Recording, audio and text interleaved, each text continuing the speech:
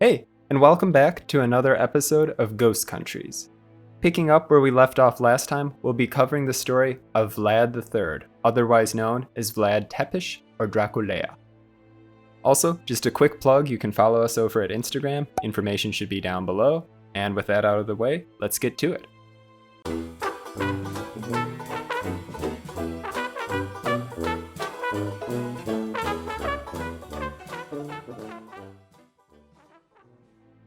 Oh, and just a quick note going forward, I will call Vlad Dracula, since that is how he referred to himself. My pronunciation may not be 100% on point here, though.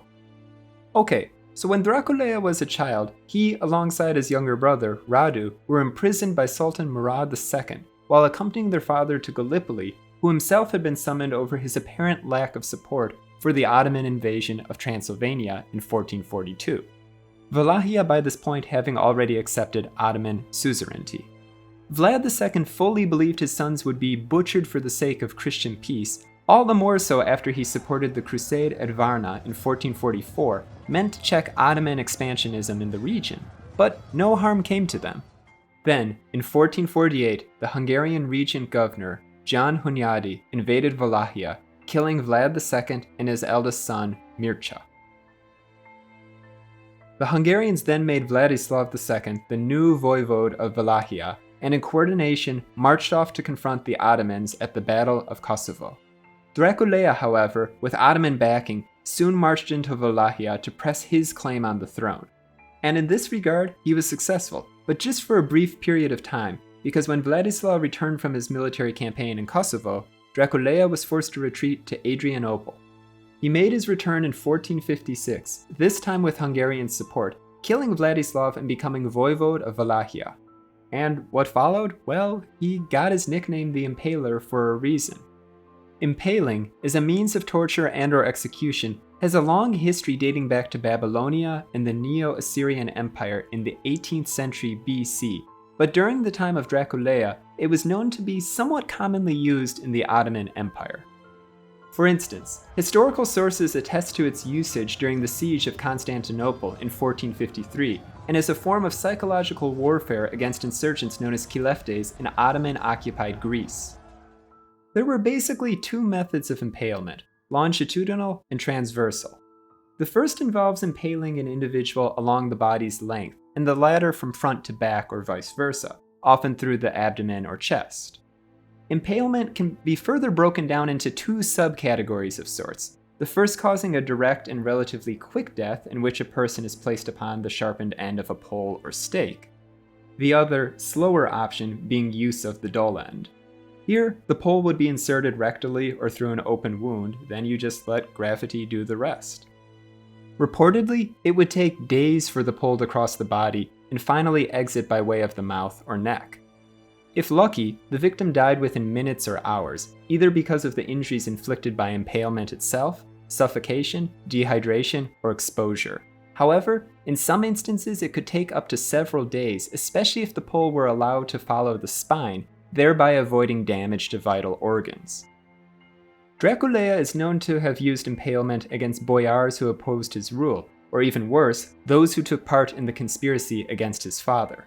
However, this particularly gruesome means of execution was not limited to just enemies in the nobility. Dracula would, in time, be drawn into a series of conflicts with the Saxons who had settled in Transylvania, in which he is known, at times, to have impaled all prisoners taken in battle, including civilian non-combatants. Even merchants who accidentally found themselves caught up in political quarrels might, if not careful, find themselves on the wrong end of a pole in Wallachia, or boiled alive. Another common means of execution employed by Dracula.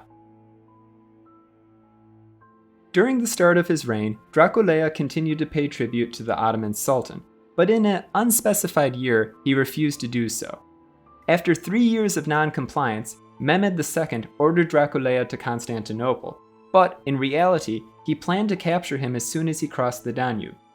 Dracula, however, got wind of the plot against him and managed to capture those, sent to capture him in 1462, thereafter ordering their prompt execution. Following this, he captured the fortress of Giorgio, which he had previously ceded to the Ottomans. Soon afterwards, Dracula crossed the Danube and began raiding Ottoman villages along the river. He would later boast to having killed more than 23,884 Turks and Bulgarians in a correspondence with Matthias Corvinus, King of Hungary.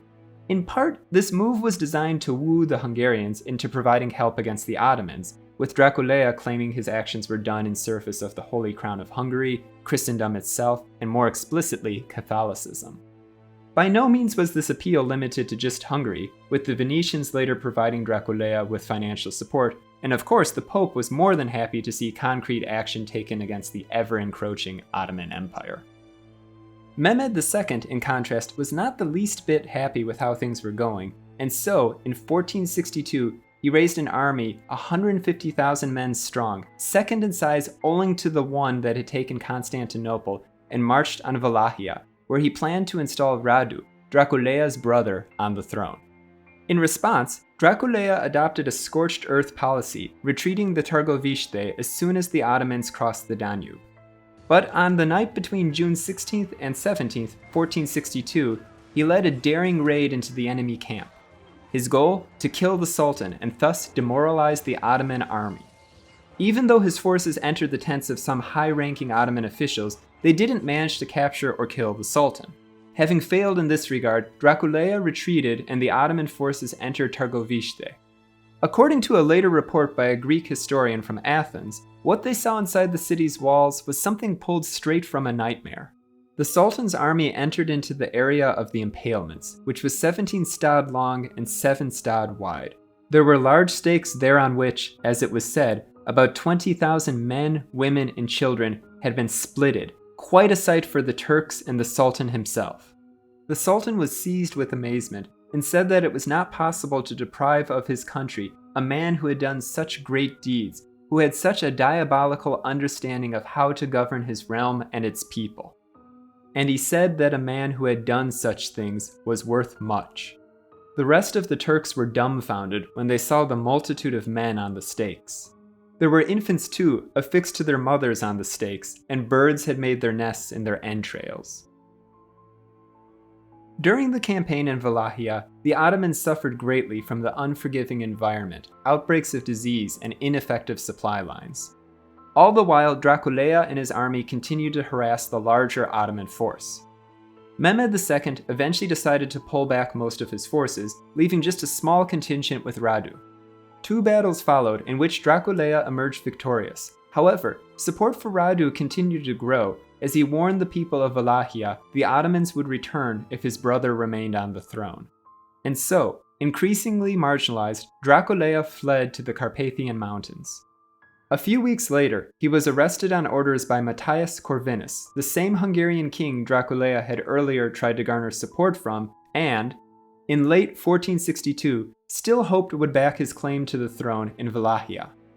To provide an explanation for his actions, Corvinus presented some letters allegedly written by Dracula to Pope Pius II and the Venetians, in which it appears the Wallachian ruler offered to join forces with the Ottomans against Hungary, that is, if the Sultan would allow him to remain on the throne.